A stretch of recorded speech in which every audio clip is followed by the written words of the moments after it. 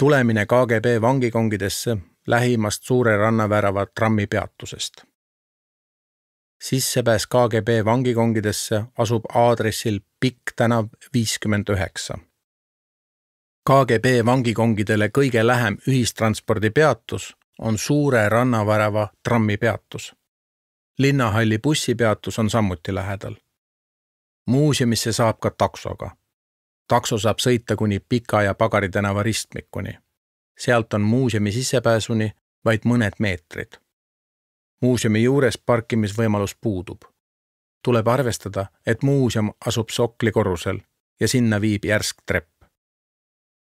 Suure rannavärava peatusesse sõidavad trammid number 1, 2 ja 5. Suure rannavärava trammipeatuse lähedal on Linnahalli bussipeatus. Kalamaja suunas on Linnahalli bussipeatus Põhjapuiestel.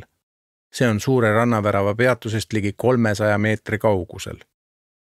Linnahalli peatustes peatuvad järgmised bussid 3, 8, 21, 21B, 41, 41B, 66, 73.